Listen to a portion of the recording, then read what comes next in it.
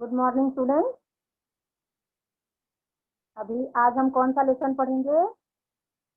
आज हम पढ़ेंगे चुनिंदा शेर।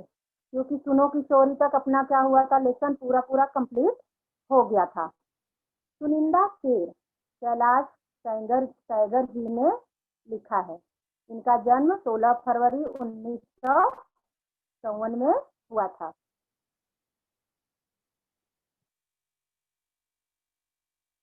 कवि का परिचय।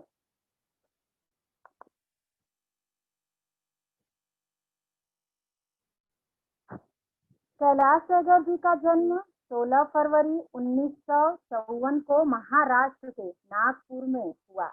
सहज सरल हिंदुस्तानी भाषा में लिखी आपकी रचनाएं सामान्य आदमी की जिंदगी में भूली वेदना, प्रश्न, भावना और उसकी धड़कन को क्या करती है, व्यक्त करती है, मतलब बताती है। उसके अंदर की पीड़ा, उसके अंदर के प्रश्नों को, उसके अंदर की भावनाओं को क्या करती है, उजागर करती है। व्यक्त करना यानी बताना। काव्य में किए जाने वाले मौलिक प्रयोगों और कच्छ तीखेपन के कारण कैलाश सेंगर आज के गजलकारों में महत्वपूर्ण और लोकप्रिय नाम है। आज के गजलकारों में इनका नाम कैसा है, बड़ा ही महत्वपूर्ण है। ये जो बात बोलते हैं वो सत्य कहते हैं, जो सामाजिक घटना रहती है उसके ऊपर।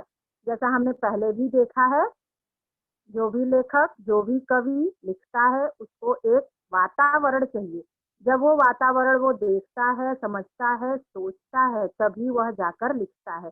ऐसे ही कुछ लिख देना लेखन नहीं होता।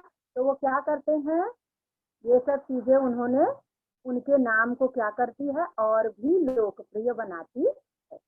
गजलों के अलावा गीत, कविता, कहानी, नाटक आदि विधाओं में आप लेखन करते हैं। ये सारी चीजें भी इन्होंने लिखी है। सिर्फ कविता ही नहीं लिखते, गीत लिखते हैं, कहानी, नाटक, ये सारी चीजें भी का लेखन का इनको शौक रहा है।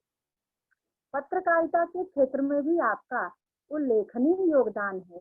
हिंदी के साथ साथ मराठी भाषा पर, जैसा कि इनका जन्म कहाँ हुआ था, महाराष्ट्र में हुआ था, तो इसलिए मराठी भाषा पर भी इनका बड़ा अच्छा अधिकार रहा होगा। तो प्रभुत्व यानी अधिकार। अपने लेख में प्रयुक्त विचार सोचने को बाध्य करते हैं। अब ये क्या कर रहे हैं, यहाँ इस लाइन का, इस पंक्ति का अर्थ क्या होगा, आपके लेख में जो प्रस्तुत लाइनें, जो विचार यह लिखते हैं, इसको इंसान को पढ़कर सोचने पर वो क्या करते हैं, बाध्य करना यानी मजबूर कर देना। इंसान उनकी लेखनी को पढ़कर सोचने पे मजबूर हो जाता है।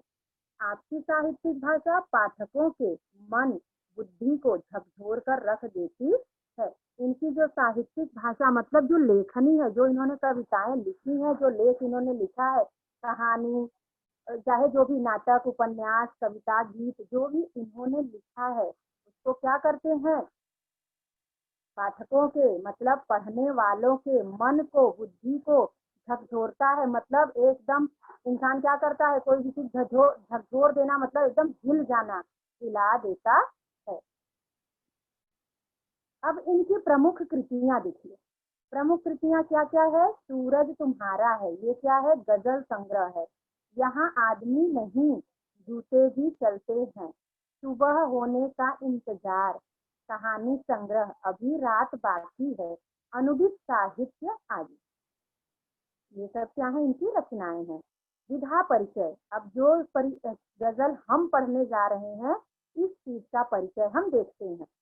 उर्दू कविता का लोकप्रिय प्रकार गजल है, जिसे गढ़ने में शेरों की अहम भूमिका होती है। गजल भी दो दो लाइन के होते हैं, दोहे भी दो दो लाइन के होते हैं, चौपाइयाँ भी दो दो लाइन की होती हैं, और शेर भी दो लाइन के होते हैं। जैसा हम कविता पढ़ते हैं, कविता में क्या होता है, चार चार लाइन, पांच पांच लाइन, छह छह लाइन का एक एक पेज होता है, या एक एक संज्ञा होता है, एक एक पैराग्राफ होता है।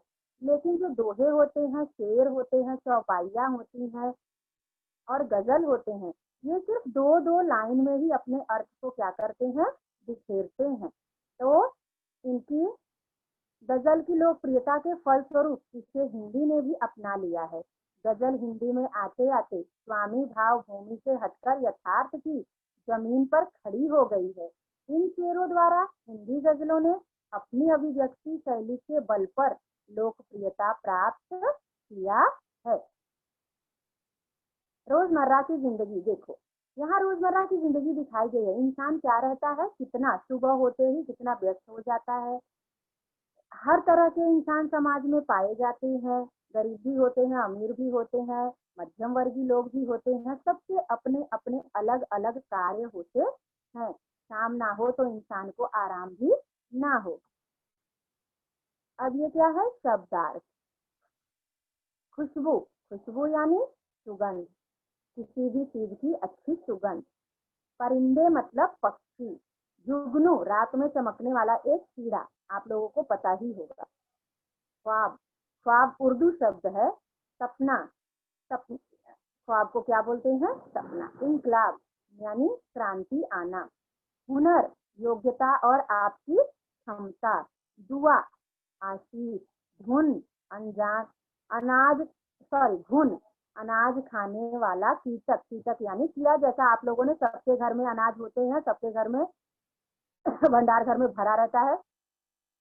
या बहुत घुन कब लगता है, जब अनाज थोड़ा 2 4 10 महीने हम रख देते हैं और उसको देखभाल नहीं करते हैं तो जाके घुन लग जाता है। और गेहूं और चावल में देखो तो ज्यादातर घुन लग जाते हैं। काले कलर का होता है, छोटा छोटा होता है। वो अनाज को खाकर क्या करता है, खोखला बना देता है। अब यहाँ से क्या करते हैं, हम अपने पाठ की शुरुआत करते हैं। शेर की, गजलों से खूब खुशबू बिखराना हमको आता है, चट्टानों पर फूल खिलाना हमको आता है। अब यहाँ कवि क्या कह रहे हैं, कवि अपनी गजलों व कविताओं से खुशबू फैलाना या विखेरना अच्छी तरह जानता है। खुशबू एक ही चीज, फूल या सुगंधित चीजों से नहीं फैलती। इंसान के अच्छे कर्मों से भी, अच्छे गुणों से भी, लेखक के लेखनी से, कवि की रचना से, कविताओं से, हर एक चीज से खुशबू फैलती है, उसकी प्रसिद्धि से। तो यहाँ कवि के कहने का तात्पर्य यह है कि इसमें ऐसी हुनर, क्षमता, कला, अपने कार्य से, परिश्रम से चट्टानों पर भी फूल खिला सकता है। यहाँ कवि ने परिश्रम को सबसे ज्यादा महत्व दिया है। यदि हम, रहीमदास जी का एक दोहा है, कौन सा दोहा है, किसी को याद है? नहीं। उसमें ऐसी हुनर, क्षमता या कला है, वह अपने कार्य से, परिश्रम से चट्टानों पर भी फूल खिला सकता है। अर्थात असंभव कार्य को भी अपने सामर्थ्य से, अपने परिश्रम के द्वारा संभव कर सकता है। अतः कवि कठिन व चुनौतीपूर्ण कार्य करने में माहिर है। रसरी यावत जात ते सिल पर परत निशान। जिस प्रकार रस्सी के घिस घिस जाने से पत्थर पे भी निशान पड़ जाता है, जब इंसान पानी खींचता है रस्सी से तो पत्थर पे भी निशान पड़ जाता है। तो उसी तरह इंसान अगर मेहनत करे तो क्या कर सकता है, पत्थर पे भी फूल खिला सकता है। यह एक कहावत है, पत्थरों पर भी, चट्टानों पर भी फूल खिल सकते हैं। रेत से तेल निकालना लोग एक मुहावरा भी कहते हैं। ये किस लिए कहते हैं, इसलिए कहते हैं कि इंसान जब परिश्रम करे तो उसके आगे कितनी भी बड़ी चुनौती क्यों ना हो, कितना भी बड़ा समस्या खड़ा क्यों ना हो, वह क्या कर सकता है, हर समस्याओं से वह का समाधान कर सकता है। हर एक चुनौती का सामना करने में वह समर्थ हो सकता है। अर्थात असंभव कार्य को भी अपनी सामर्थ्यता से वह संभव कर सकता है।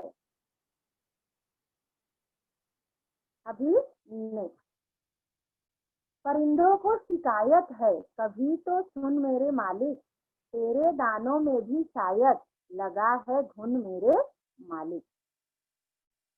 अब इसका अर्थ क्या होगा, कवि कहते हैं कि परिंदों को अपने स्वामी या मालिक से शिकायत है कि कभी तो हमारी फरियाद सुनो, आपकी कृपा दृष्टि से या मेहरबानी से जो अनाज या दाने खाने को मिलते हैं वे सब खोखले हैं, उनमें घुन अर्थात कीड़े लगे होते हैं। मालिक की दया दृष्टि पर भी संदेह है, उसकी दया दृष्टि ज्यों की त्यों नहीं मिलती है, अर्थात व्यवस्था में कमियां या खामियों का भी परिणाम हो सकता है। अब यहाँ कवि के कहने का तात्पर्य यह है कि जो सामाजिक व्यवस्था होती है, जो करने वाला करता धरता होता है, हम तो उसी के भरोसे रहते हैं। सपोज आप एक एग्जाम्पल लो, परिवार है हमारा, हमारे पेरेंट्स हैं, हमसे बड़े हैं, वो घर के मुखिया होते हैं, तो हम क्या करते हैं, हम उनके भरोसे रहते हैं। अब घर के मालिक का यह कार्य होता है, क्योंकि जिम्मेदारियां सारी उनके पास होती हैं, तो उनका क्या कार्य होता है, उनका यह कार्य होता है कि अपने परिवार के सारे सदस्यों का भरण पोषण, उनके सारी खर्चे का या फिर सारी जरूरतों का पूर्ति करना उनका कार्य होता है। तो वो किस प्रकार से, अगर मालिक ही नकारा निकम्मा निकल जाए या ना करे, गैर जिम्मेदार हो, तो परिवार कैसे चल सकता है। तो यहाँ कवि के कहने का तात्पर्य यह है कि अगर व्यवस्था अच्छी है तो सब कुछ अच्छा हो सकता है, अगर व्यवस्था नहीं अच्छी है तो क्या होगा, परिणाम अच्छा नहीं होता हो सकता है। तो वही कवि कह रहे हैं कि परिंदों को भी शिकायत होती है, सभी शिकायत करते हैं। और एक चीज और है, कभी कभी ऐसा भी होता है कि हम सारी चीजें अच्छा अच्छा करने के बाद ही लोग क्या करते हैं, शिकायत करते हैं। तो अपने घर के मालिक या व्यवस्थापक को क्या होता है, तकलीफ होती है, लोग खामियां और कमियां जल्दी निकालते हैं, अच्छाइयां लोग कम देखते हैं। तो परिंदों को भी शिकायत हो जाती है, जो चिड़ियों को हम दाना डाला जाता है, परिंदे यानी पक्षी, चिड़िया जो भी समझो, तो उनको क्या किया जाता है, वो लोग क्या करते हैं, उसमें भी बोलते हैं कि आपने दाना तो डाला लेकिन ये क्या है, सब खोखला है। खोखला यानी खोखले तरीके से मत करो, पूरे मन से क्या करो, पूरे मन और वचन और कर्म के तरीके से क्या करना चाहिए, व्यवस्था को संभालना चाहिए। जब व्यवस्थाएं अच्छे तरीके से, अच्छे मन से, मजबूती से की जाएंगी तो उस व्यवस्था को कोई भी बिगाड़ नहीं सकता है। इसलिए आपकी कृपा दृष्टि या मेहरबानी से जो कुछ दाने मिलते हैं वे सब खोखले हैं, उनमें घुन अर्थात कीड़े, समाज में भी क्या होती अव्यवस्थाएं हैं, बहुत सारी ये हो रहे हैं, अपने अराजकता फैली है या जो भी है, समस्याएं बहुत सारी हैं, तो करप्शन है। तो इन सब चीजों से सामाजिक अंधविश्वास है या जो लोगों का जो भी चीज है, लापरवाही है, गैर जिम्मेदारिता है, तो इन सब चीजों से क्या होता है, समाज खोखला होते चला जा रहा है। जिस प्रकार घुन नामक कीड़ा क्या करता है, अनाज को खाकर खोखला कर देता है, वैसे ही इंसान के गलत विचार, गलत इंसान समाज को घुन की तरह खाकर खोखला कर देते हैं। इसलिए व्यवस्थाएं अच्छी होनी चाहिए। इतना समझा सबको? Yes ma'am.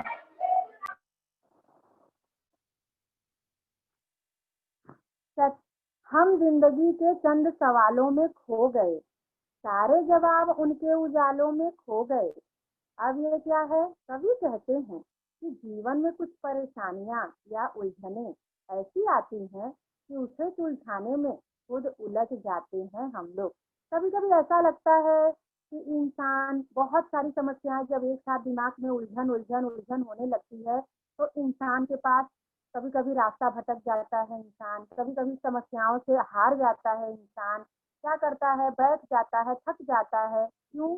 क्योंकि इंसान का शरीर ही तो है, कभी कभी दिमाग, शरीर, इंसान बहुत सारी समस्याएं जब होती है तो उसे सुलझाते सुलझाते खुद उलझ जाते हैं। और उसको सुलझाने का प्रयास लेकिन हमें करते रहना चाहिए। उसी संघर्ष के दौरान जो उम्मीद की किरण, कभी कभी ऐसा होता है कि हम क्या करते हैं, कोई परेशानी है, परेशान रहते हैं, मम्मी डैडी पूछते हैं, अपने आप के सब फ्रेंड पूछते होंगे, अरे क्या परेशानी है, इतनी परेशान क्यों दिख रही है, इतना परेशान क्यों दिख रहा है। तो होता है ना, हम दूसरों के साथ दूसरों के पास बैठते हैं, वो बातें कहते हैं, तो हमें क्या होता है, उन चीजों का समाधान मिलता है। कभी कभी ऐसा भी होता है, समस्याएं या विचार बांटने से हमें उस चीज का रास्ता निकल आता है। तो ठीक उसी प्रकार कवि ने कहा है कि जीवन में जो समस्याएं आती हैं, उसको सुलझाते सुलझाते हम खुद कभी कभी उलझ जाते हैं। इसी संघर्ष के दौरान उम्मीद की किरण जो होती है, रोशनी, सारे जवाब उसमें विलीन हो गए। कहने का तात्पर्य यह है कि आम आदमी के जीवन में उलझनों का सिलसिला लगा ही रहता है। जब हमने धरती पे जन्म लिया है, इस संघर्ष भरे संसार में अगर हम आए हैं, तो संघर्ष तो हमको करना ही है, यह सिलसिला तो लगा ही रहेगा। जिस तरह उजाला अंधेरे को निगल जाता है, यानी खत्म कर देता है, उसी तरह से आम लोगों के सुख वैभव को नई नई उलझने निकल जाती है। जो आम लोग होते हैं, बहुत सारे लोगों का ऐसा होता है, बड़ा संघर्षपूर्ण जीवन होता है। तो जिस प्रकार अंधेरे को उजाला निकल जाता है, उसी प्रकार से आम लोगों के सुख और वैभव जो होते हैं, वो नई नई चीजें आती रहती हैं, नई नई उलझने आती रहती हैं। कभी कभी किसी किसी चीज को देखो, तो कभी कभी ऐसा लगता है कि यही सारी समस्याएं क्या हमारी भी जिंदगी में है। नहीं, ये सारी समस्याएं सबके जीवन में आती हैं और सबके जीवन में है। हम जब निकल कर देखेंगे, तो हमको क्या लगता है कि नहीं नहीं, हमारा ही नहीं, सबके जीवन में इतने सारे संघर्ष लिखे हैं। लेकिन इन संघर्षों से क्या करना चाहिए, दूर भागना चाहिए? नहीं, इन संघर्षों से क्या करना चाहिए, हमें निकलने की कोशिश करनी चाहिए। चट्टानी रातों को जुगनू से वह संवारा करती है, बरसों से एक सुबह हमारा नाम पुकारा करती है। अब देखो, कवि यहाँ क्या कहने का कोशिश कर रहे हैं। कवि यहाँ कहते हैं, कठिनाई भरी दुष्कर दुखद गहरी रात को भी हल्की रोशनी जुगनू की चमक के सहारे बिताई जा सकती है। सब लोग बोलते हैं ना कहावत, डूबते हुए को तिनके का सहारा। जब इंसान डूबता है, तो उसको तिनके का भी सहारा बड़ा अच्छा लगता है कि मैं तिनका ही पकड़ कर मैं क्या करूं, किनारे लग जाऊं या पार उतर जाऊं। तो उसी तरह से कवि के कहने का यहाँ तात्पर्य यह है कि रात कितनी भी गहरी हो, दुखद रात, सुख का रात जो होता है वो जल्दी कट जाता है, लेकिन अगर आपके मन में कोई पीड़ा है, कोई दुख है या कोई तकलीफ है, तो वह रात बिताना या वह समय को काटना क्या होता है, तकलीफ भरा होता है और उसको काटना बड़ा मुश्किल हो जाता है। तो उस समय उसको किस तरह, जिस प्रकार गहरी रात को, अंधेरी रात को हल्के से जब जुगनू दिखते हैं, तो गहरी रात में थोड़े थोड़े टिमटिमाते हुए दिखते हैं, उस जुगनू के चमक के सहारे हम क्या करते हैं, बिता देते हैं। ठीक उसी तरह जैसे डूबते को तिनके का सहारा हो, उसी के साथ जीवन उबर जाता है, इस उम्मीद पर कि हर काली भयानक रात के बाद सुबह की नई किरणें नव जीवन लेकर आती हैं। बरसों से आशा है, आशा जब है, आश, सास और निराश, ये तीनों चीजें जिंदगी में बड़ी मायने रखती हैं। हमारी जब आशा है, तो हमारे पास क्या है, सब कुछ है। अगर निराशा हुई तो कुछ भी नहीं है। और जब तक आशा की किरण अपने मन में जगा कर रखोगे, तब तक सब कुछ सकारात्मक ही होता चला जाता है। लेकिन जैसे निराशा अंदर आई, तो हर एक चीज, हमारे मन की भावनाएं, मन का विचार क्या होगा, वह चला जाएगा। और सबसे ज्यादा जब चला जाएगा, तो मन में नकारात्मक विचार उत्पन्न होने लगते हैं। लेकिन ऐसा हमें करने देना नहीं चाहिए। वर्षों से यह सिलसिला चला आ रहा है। सुबह की किरणें नई उम्मीदों के साथ हमारा नाम पुकारा करती है।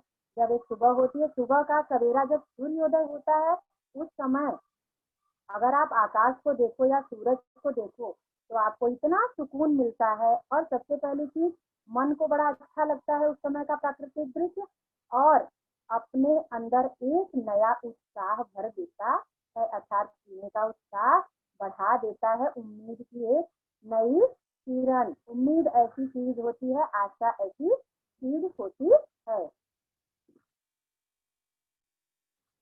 वह आसमां पे रोज एक ख्वाब लिखता था, उसे पता न था वह इनकलाब लिखता था।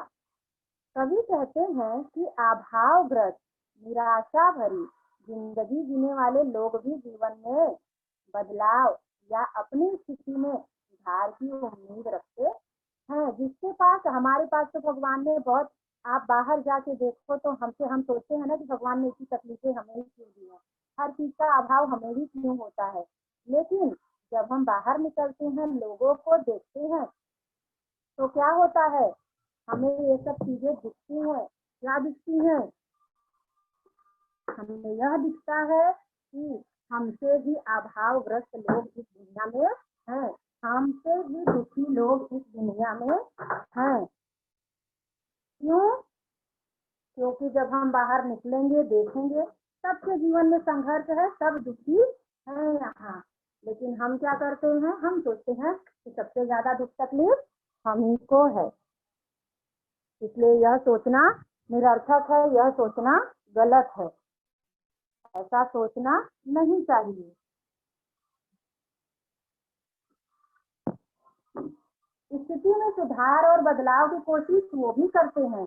उनकी कोशिशों को देखकर हमारे मन में क्या होता है, और ही आशावादी सपने परिवर्तित होते हैं।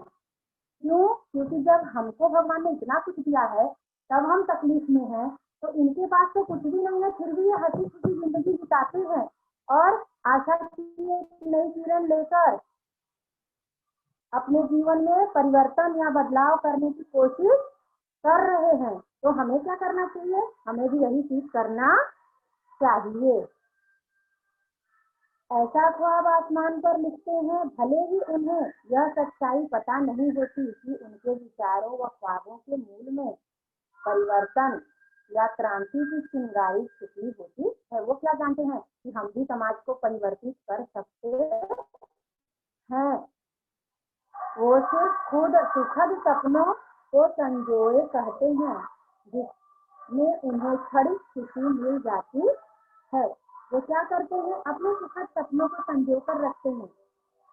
सपनों पर तो सबका अधिकार होता है, सपने तो हम कोई भी देख सकते हैं। हम क्या कर सकते हैं? सपने देख सकते हैं, उनके बारे में सोच सकते हैं, क्योंकि वो जो अधिकार होता है, उस अधिकार को कोई हमारे छीन नहीं सकता है।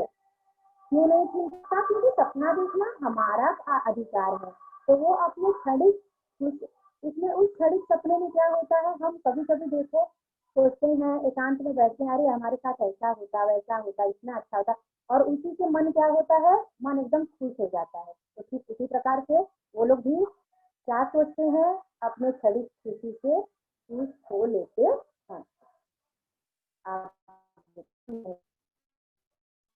हंसी से अपने आंसुओं को छुपाकर देखो, नया मुस्कुरा ये चेहरे पर लगाकर देखो।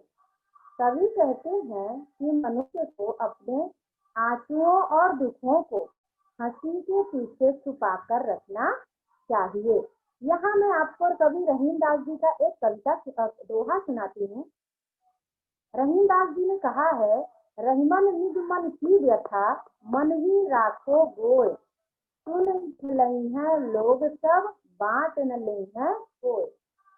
अब यहाँ कवि रहीमदास जी ने ये कहा है, उन्होंने ये कहा है कि निज मन की व्यथा, अपने मन के अंदर के दुखों को दूसरों से कहना नहीं चाहिए। सुन लई है लोग सब, लोग क्या करते हैं, सुनकर हंसते हैं, हमारे ऊपर की कोई बांटता नहीं है।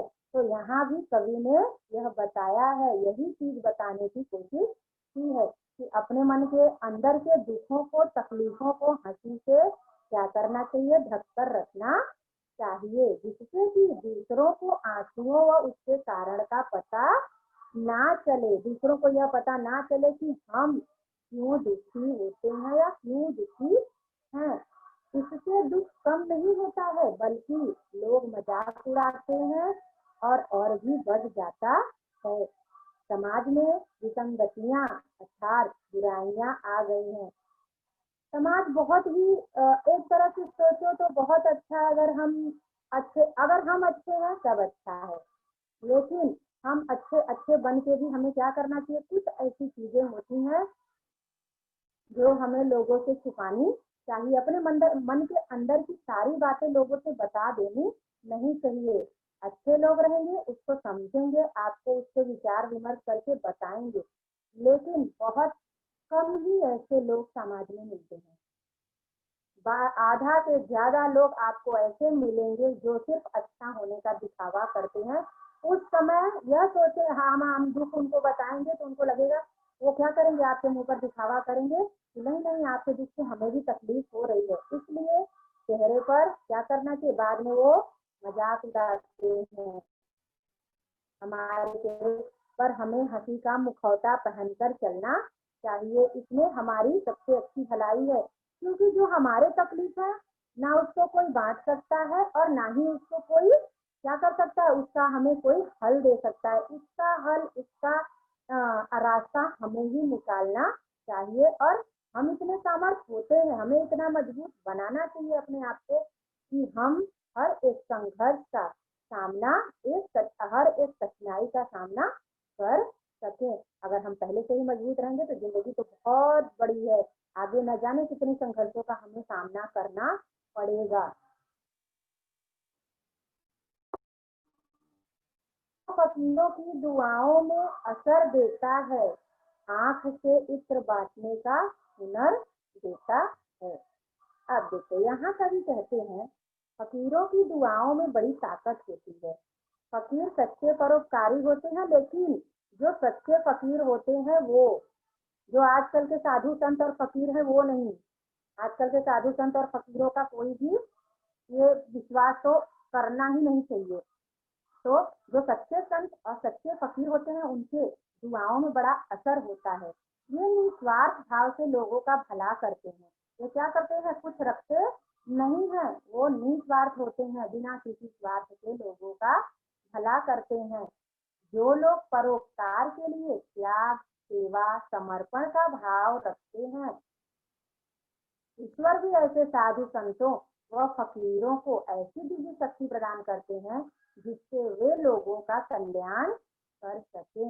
ऐसे ही साधु संतों का, अब देखो यहाँ कवि ने बता भी दिया कि ऐसे ही साधु संत को ईश्वर दिव्य शक्ति प्रदान करता है जो दूसरों का निस्वार्थ और समर्पण की भावना से कल्याण करता है। ईश्वर भी उसको ही दिव्य शक्तियां प्रदान करते हैं। अर्थात आपकी कृपा दृष्टि पड़ते ही लोगों का उद्धार होने लगता है। उनकी कृपा दृष्टि पड़ने से लोग क्या करते हैं, दुख दूर होने लगते हैं। ऐसा गुण, ऐसी कला ईश्वर ही लोगों पर स्नेह व करुणा बरसाने के लिए देता है।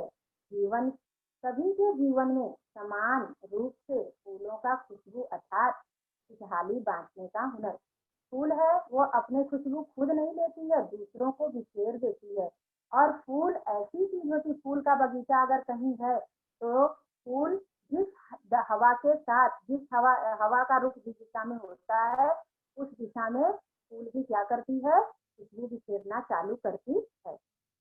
और ऐसी चीज होती है, अमीर गरीब या फल है, नदी है, जो भी है, तो वो क्या करते हैं, वो अपना चीज खुद नहीं रखते, वो परोपकारी है। कभी कभी प्रकृति प्रदत्त चीजों से हमें सीख लेनी चाहिए। नदियां अपना पानी खुद नहीं पीती हैं।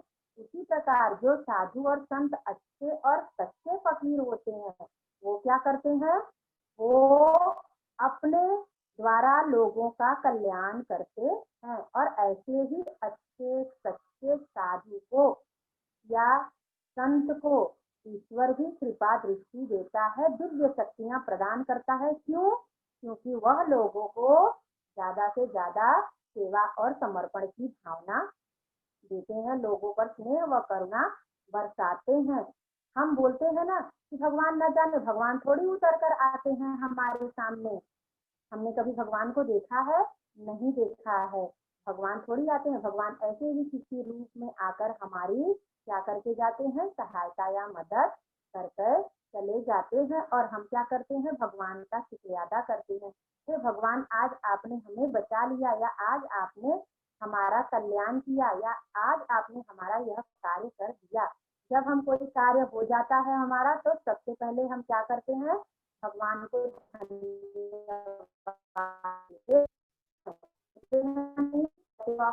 आपको आंसर करना है। इसमें भी लाशें इसमें लाशें भी मिला करती हैं, तुम जरा देख भाल तो लेते। इसको माँ कह के पूजने वालों, इस नदी को खंगाल तो लेते। अब देखो, कवि कहते हैं कि नदी से हमारी आस्था जुड़ी होती है।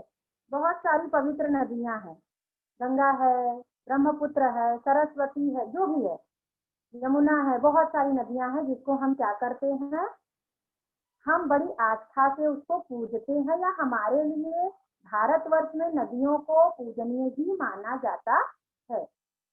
कवि कहते हैं कि नदी से हमारी आस्था जुड़ी है, उसे हम पवित्र मानते हैं, उसे माँ का सम्मान देते हैं। नदियों को माँ का दर्जा दिया जाता है, उसकी पूजा करते हैं।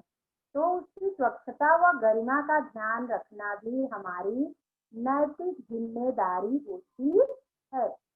आजकल तो प्रदूषण की वजह से इंसान क्या करता है, अगर प्रदूषण फैला है तो इंसान ही उसका जिम्मेदार है। कहीं ना कहीं हमने अपने सुख सुविधाओं के लिए ये सारे वातावरण को प्रदूषित किया है। और सबसे बड़ी चीज, अगर हम माँ मानते हैं, पवित्र मानते हैं, तो उसको स्वच्छ रखना भी हमारा जिम्मेदारी बनता है। लेकिन लोग उसमें लाशें, कूड़े कचरे डाल देते हैं, नाले की गंदगी उसमें बहा देते हैं, जिसके कारण नदी का जल क्या होता है, अस्वच्छ और दूषित, प्रदूषित हो जाता है। नदियां हमारी संस्कृति की पहचान है और धरोहर है। इन्हें साफ सुथरा रखना व स्वच्छ रखना ही सही मायने में सच्ची पूजा है। अगर हम पूजा पाठ करते हैं तो सच्चे मायने में वह पूजा है कि हमारा मन किसी के प्रति स्वच्छ होना चाहिए, गंदा नहीं होना चाहिए। गंदे मन से कोई कार्य करोगे तो वह कार्य न भगवान को अच्छा लगेगा, ना इंसानों को अच्छा लगेगा, और कभी ना कभी आप भी उस कार्य को लेकर पछताओगे ही पछताओगे। अगर हम कोई अच्छा कार्य करते हैं तो कभी भी देखो, आपने भी किया होगा तो आपको भी पता होगा, कभी अच्छा कोई कार्य करके आओ तो मन पूरे दिन उस दिन खुश रहता है, अच्छा लगता है।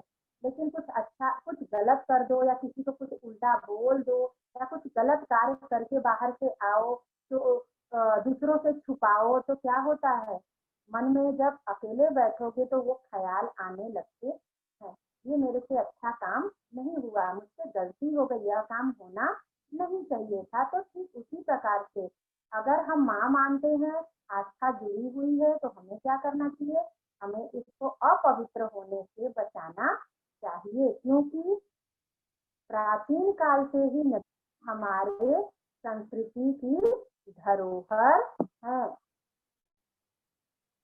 समझा इतना सब?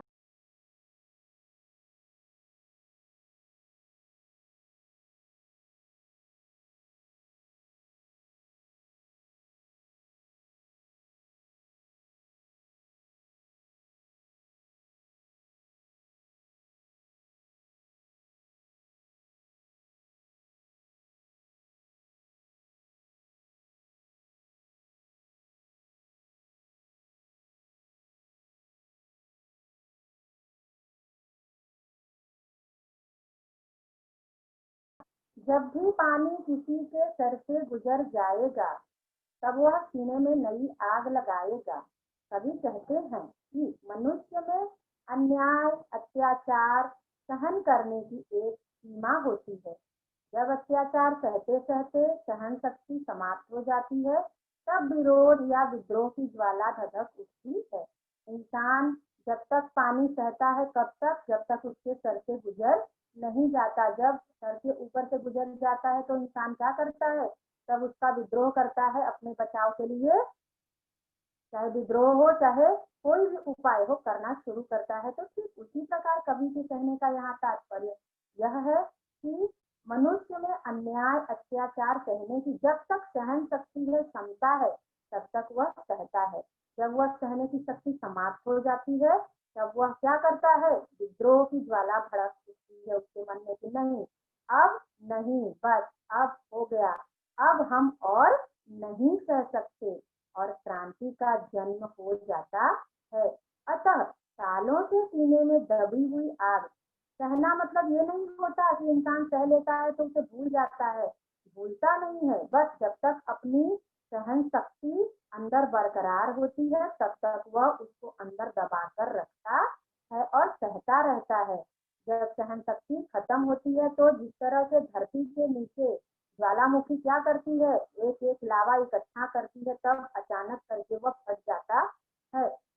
और क्या होता है तब, धधक कर मतलब एकदम जोर शोर में, और जल जाना, धधकना मतलब जो जोर जोर से आग जलती है ना, आवाज आता है वही।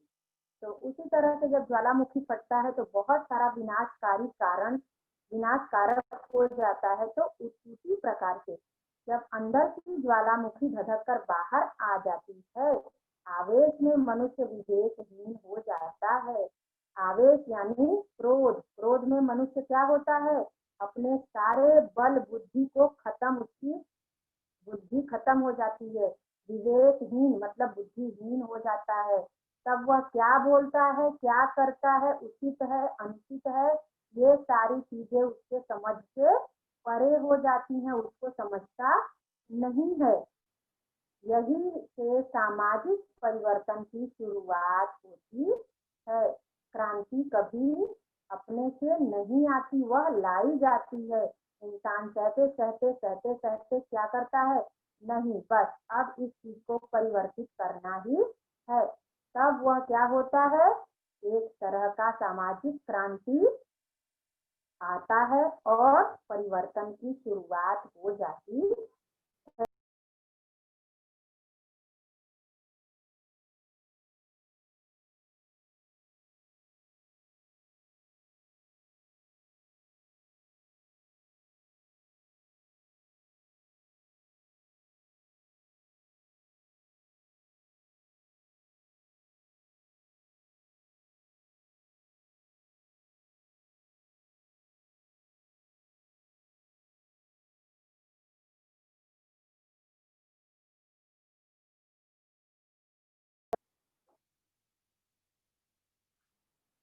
आंखों में बहुत बार है, शेष सब कुशल है, जीवन नहीं असार है, फिर शेष सब कुशल।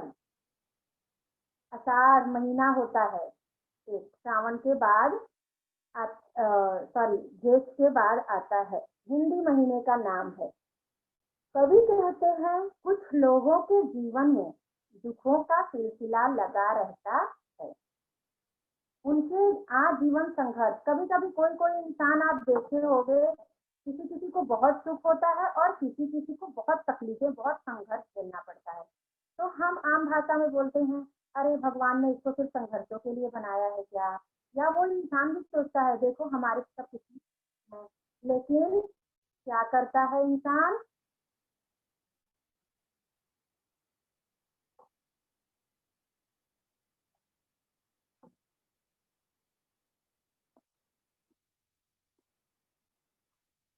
हम क्या करते हैं, फिर उन सब चीजों से हमें क्या होती है, थोड़ी तकलीफ भी होती है। क्या, क्यों कि भगवान ने हमें सिर्फ क्या तकलीफों के लिए ही बनाया है, उन्हें आजीवन संघर्ष करना पड़ता है। संघर्षगत जीवन होने के कारण वे दुखी रहते हैं।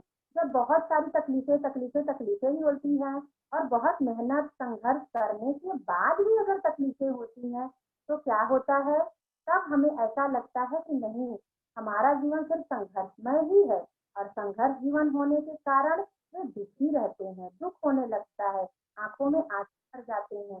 ऐसा लगता है जैसे अषाढ़ का महीना और बादल लगातार बरस रहे हों। बारिश की शुरुआत अषाढ़ महीने से होती है, अषाढ़ महीना यानी जून का महीना। दरअसल जब मनुष्य के हाथ लगातार निराशा और असफलता लगती है तब वह टूट जाता है। उसकी आंखों में लगातार आप बहुत मेहनत कर रहे हो, निराश हो रहे हो, बहुत मेहनत कर रहे हो, काम में सफलता नहीं मिल रही है, तो इंसान ही तो है, इंसान कितना बर्दाश्त करेगा या कितना सहन कर सकता है। फिर वो असह्य होता है तो आंखों से आंसू गिर जाते हैं। अतः दुख होता है, हृदय को पीड़ा पहुंचती है। अतः उनके लिए वही सामान्य जीवन सा होता है और ऐसे दिखाने की कोशिश करते हैं जैसे सब ठीक